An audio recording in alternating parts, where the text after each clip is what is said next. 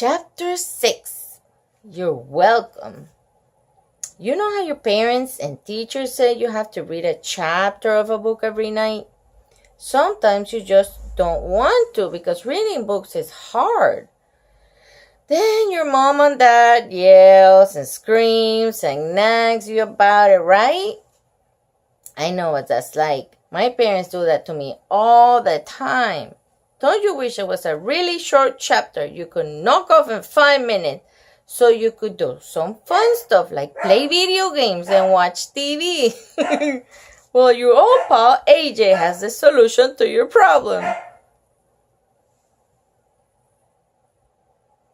And this is it, Chapter 6. That's right. You just read it. It's over. Done. Now you can tell your parents that you finished a chapter in a book today. So na boo boo on you. You're welcome. Chapter 7. Oh my goodness. It's killing me. Drill, baby, drill. Every day, Mr. Cooper tries to teach us how to do math. Oh, he's been trying for the past 4 days. I don't know why. What's the point of learning math? We have calculators. Anyway, Mr. Cooper had just told us to turn to page 23 in our math book when the lights started flashing and sirens started screaming. You'll never believe in 1,100 years what happened next. No, Miss Meyer didn't come running in the doorway. Wrong again. Fire drill. Oh my goodness. Everybody started shouting. Yay! A fire drill. A fire drill is when we have to pretend there's a fire, even though nothing is burning up. It's kind of like having an imaginary friend who you can talk to but isn't really there. I used to have an imaginary friend named Johnny, but we got into an argument. Now we're not speaking to each other anymore.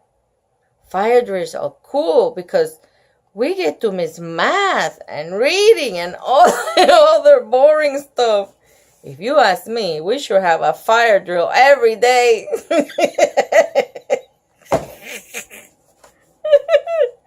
We had to get up and walk single file out of the building. Mr. Cooper was the line leader.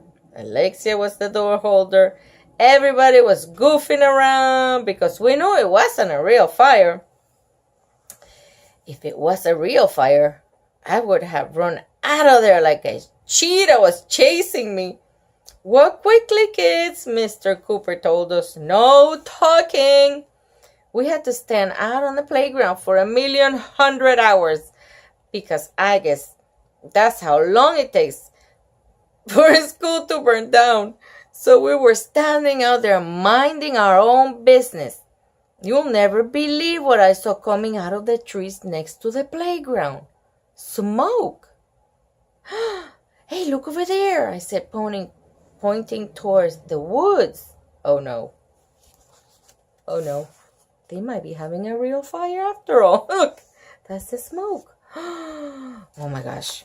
Let's see what happens. It looks like a forest fire might be starting, yelled Andrea. Oh no, hollered Michael. Run for your lives, shouted Neil. We got to do something, hollered Emily. That's right, yelled Ryan. Only all of us can prevent forest fires. Let's go, said Mr. Cooper. He pulled out his cell phone. I called the school and told them to alert the fire department. We ran into the woods to see if we could put out the forest fire. You'll never believe in 1,100 years what we found there. It was Miss Meyer. She was sitting next to a little campfire holding a long stick with a hot dog.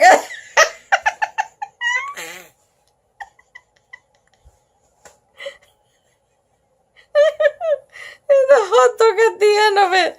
What are you doing, Miss Meyer? Asked Michael. What does it look like I'm doing? She replied, I'm cooking a hot dog. I never got to eat breakfast today. Oh my gosh. She's just having a good time with her hot dog. Did you make that fire with your own hands? Asked Alexia. Well, I couldn't make it with somebody else's hands, she said, taking a bite of her hot dog. Did any of you kids ever make a campfire? No, said Neil. No, said Andrea. No, said Emily. In case you were wondering, everybody was saying no. There are 3 things you need to make a fire. Miss Meyer told us as she took another bite of her hot dog. She was really hungry. Can anybody name one of them? Lighter fluid, I said. You're partly right, AJ, she said. You need fuel, air, and heat. The fuel is needed for the fire to burn. The air is needed for the fire to breathe. The heat is needed to keep the fire burning. If you get rid of any of those 3 things, your fire will go out. Boy, you sure knew a lot about making a fire. She should get the Nobel Prize. That's a prize they give out for people who know how to make fires. Miss Meyer took the last bite of her hot dog. If fire is so dangerous, why would we have to make one? Asked Andrea. So you can toast marshmallows, silly, said Miss Myers. She's wanting some s'mores or something. Marshmallows. I love marshmallows. I can't think of anything in the world I love more than marshmallows. Well, maybe chocolate. And ice cream. And pizza. I really like marshmallows too. Miss Meyer pulled a big bag of them and gave each of us a pointy stick. She showed us how to hold the marshmallow over the fire, turn it real slowly, like that. Just turn it slowly so it get brown on all sides. Toasty brown all around, Miss Meyer said. Repeat after me. Toasty brown all around. Toasty brown all around, we all chanted. I ate about 1,100,000 marshmallows. I thought I was gonna throw up. It was the greatest day of my life. Say, do you kids want to hear a joke? Miss Meyer asked as we were toasting our marshmallows. Oh my gosh. Here she goes with another joke. Okay, let's see about that joke. Oh, no, not again. Miss Meyer's jokes are awful. Did you hear about the fire at the circus, she asked. No, we all replied. It was intense, said Miss Meyer. That was a whole joke. I didn't get it. Of course it was intense. It was at the circus, Miss Meyer jokes. Makes no sense at all. After we finished all the marshmallows, Miss Meyer just sat there, staring into the fire without saying anything for a long time. She looked all glassy-eyed. It was like she was in a trance or something. Fire is amazing, don't you think? She finally said. It can be so useful and also so destructive. Like I said, Miss Meyer is weird. Miss Meyer. She's looking weird. All right. The truth about Miss Meyer. Yes, can I help you? Where's my doggy? She wants to continue with the story. You gonna tell the story now? All right. So, chapter 8. We were eating lunch in the vomitorium. In the vomitorium. What? I had a peanut butter and jelly sandwich. Michael had a peanut butter and jelly sandwich. Ryan had a peanut butter and jelly sandwich. Everybody had peanut butter and jelly sandwiches. I traded my peanut butter and jelly sandwich for Neil's peanut butter and jelly because his mom cuts the crust off. Oh my goodness. You know that's weird? You know what's weird? I told the gang. Sometimes they say that a house burned down. Excuse me. I'm telling a story. Let me see what she wants. Okay, let's take it from where she interrupted me. You know what's weird? I told the gang. Sometimes they say that a house burned down. Sometimes they say a house burned up. But it's the same thing. That's right, said Ryan. Whether your house burns up or down, you still have no house left. I'll tell you what's weird, said Michael. Miss Meyer. Yeah, we all agreed. She's always telling jokes about fire, said Alexia. Hey, I know a fire joke, I said. What do you call a doll that's on fire? What? Everybody asked. A barbecue! I like that one. Everybody laughed.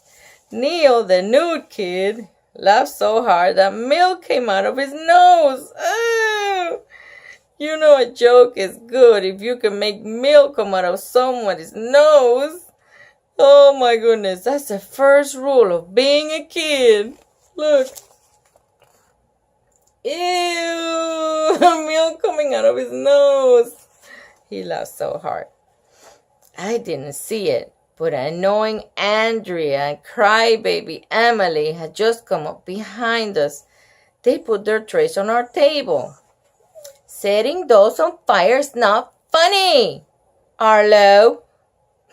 She got Marlo. Oh, said Andrea. Wait.